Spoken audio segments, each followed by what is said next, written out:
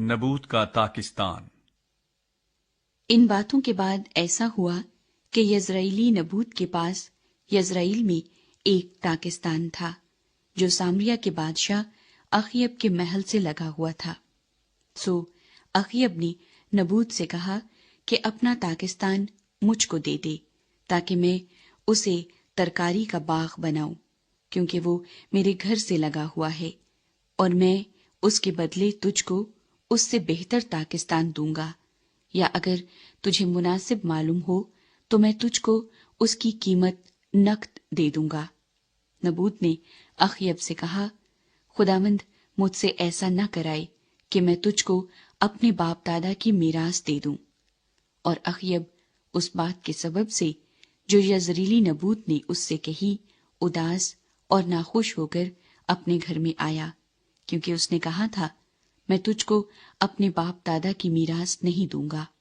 سو اس نے اپنے بستر پر لیٹ کر اپنا منہ پھیر لیا اور کھانا چھوڑ دیا۔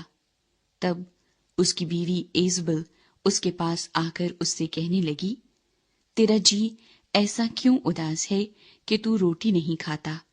اس نے اس سے کہا، اس لیے کہ میں نے یزریلی نبوت سے بات چیت کی اور اس سے کہا کہ تو اپنا تاکستان قیمت لے کر مجھے دے دے، یا اگر تو چاہے تو میں اس کے بدلے دوسرا تاکستان تجھے دے دوں گا۔ لیکن اس نے جواب دیا، میں تجھ کو اپنا تاکستان نہیں دوں گا۔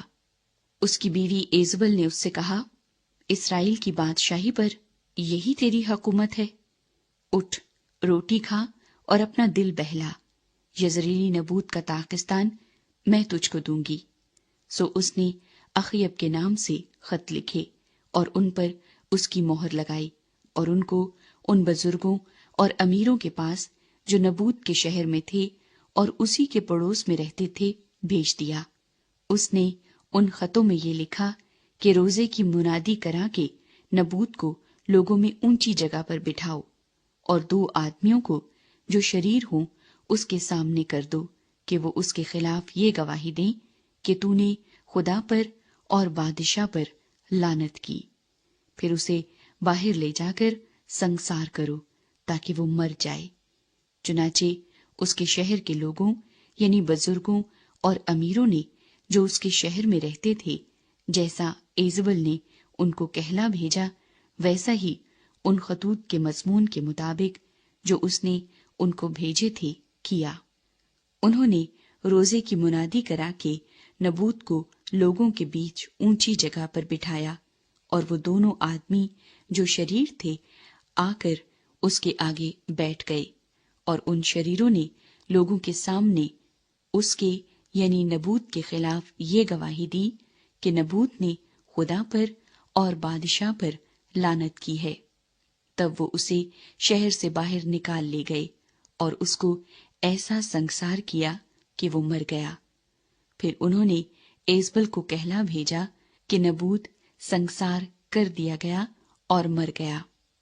جب ایزبل نے سنا کہ نبوت سنگسار کر دیا گیا اور مر گیا تو اس نے اخیب سے کہا، اٹھ اور یزریلی نبوت کے تاکستان پر قبضہ کر، جسے اس نے قیمت پر بھی تجھے دینے سے انکار کیا تھا، کیونکہ نبوت جیتا نہیں بلکہ مر گیا ہے۔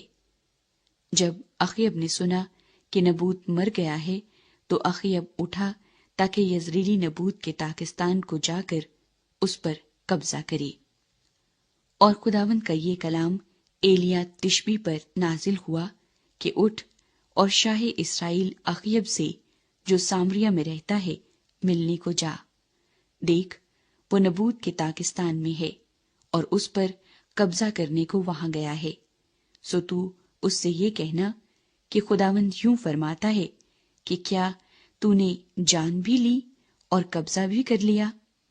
سو تو اس سے یہ کہنا کہ خداوند یوں فرماتا ہے کہ اسی جگہ جہاں کتوں نے نبوت کا لہو چاٹا، کتے تیرے لہو کو بھی چاٹیں گے۔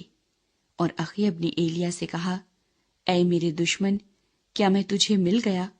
اس نے جواب دیا کہ تو مجھے مل گیا، اس لیے کہ تو نے خداوند کے حضور بدی کرنے کے لیے اپنے آپ کو بیچ ڈالا ہے۔ देख, मैं तुझ पर बला नाजिल करूंगा और तेरी पूरी सफाई कर दूंगा, और अखयब की नस्ल के हर एक लड़के को, यानी हर एक को जो इसराइल में बंद है, और उसे जो आजाद छूटा हुआ है, काट डालूंगा। और तेरे घर को नबात के बेटे युरबाम के घर और अखया के बेटे बादशाह के घर की मानद बना दूंगा, उस गुस्सा दिलाने के सबब से जिससे तूने मेरे गजब को भड़काया और इसराइल से गुनाह कराया। और खुदावंद ने एजबल के हक में भी ये फरमाया कि यजरील की फसील के पास कुत्ते एजबल को खाएंगे। अखयब का जो कोई शहर में मरेगा उसे कुत्ते खाएंगे, और जो मैदान में मरेगा उसे हवा के परिंदे चट कर जाएंगे, क्योंकि अखयब की मानिंद कोई नहीं हुआ था जिसने खुदावंद के हजूर बदी करने के लिए अपने आप को बेच डाला था, और जिसे उसकी बीवी एजबल उभारा करती थी।